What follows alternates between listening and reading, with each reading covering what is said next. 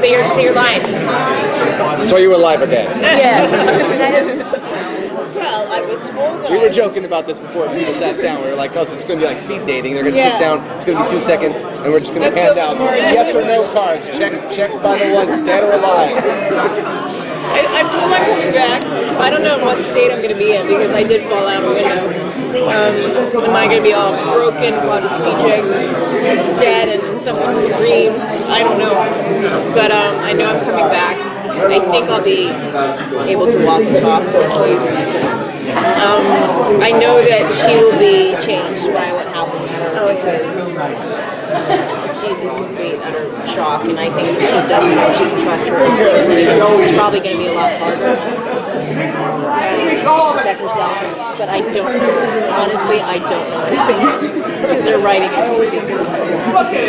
How long was it before you knew you were coming back? Was there a time where you didn't know what was going on and you had to receive a phone call, or how did that work out? I was pretty sure I was coming back, but you never know. I mean, we're on a show where you could always disappear. You know, you're always like a meal away from disappearing. So, it's exciting that way. I mean, we're all in the same boat. You go ahead.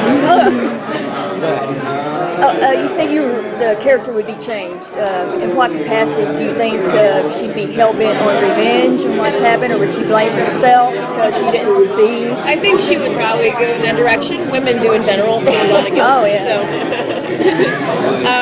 yeah, she's probably mad at herself, feeling a little angry that she also got in the way of the investigation of them catching him because she was always defending him and protecting him from being so close that if they hurt him, they would hurt her as well. So they had to really dance around it.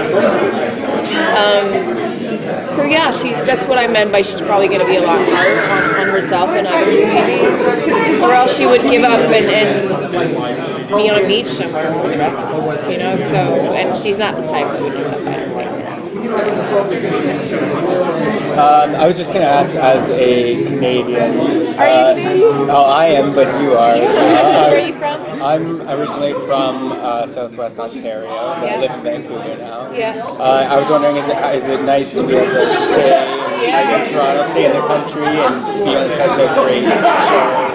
Yeah, well, most of what we do is in the city, but we do Will's house, you know, it's 45 minutes away from Toronto. I get to take the train back to Montreal as soon as I can. Sometimes some episodes are heavier for me, sometimes I only have 1 or 2 days of shooting, so yeah, the train is 4 hours and 30 minutes, and I use it all the time. Yeah. No, it's great not having to cross the border and being close to home for sure.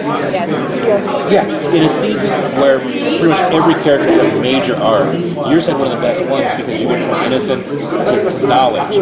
But because of that, there was a question asked in the panel about how you could, basically be with Hannibal, knowing what's going on as an actress.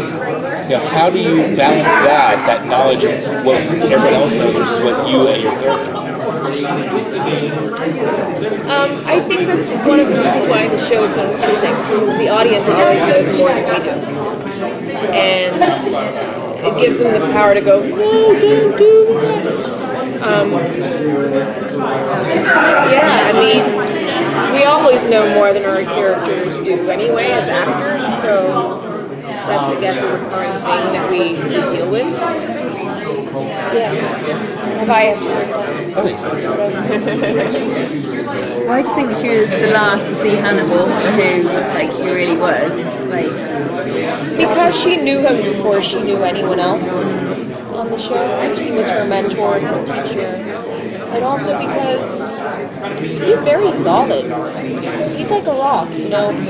Will was so shaky and like a roller coaster, and Jack also is always behaving a little in his own interest all the time. And I think in comparison to the other characters, he was kind of like a solid boat.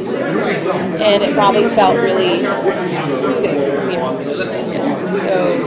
And he's also very good at hiding stuff. And he didn't even have to come to her, she went to him. So she couldn't even go, he came to me, he was trying to abuse me. She had the idea when they're playing the harpsichord in the chopstick scene to say, hey, we've got each other now, let's just go for it. He's that brilliant. He just lets everyone do it.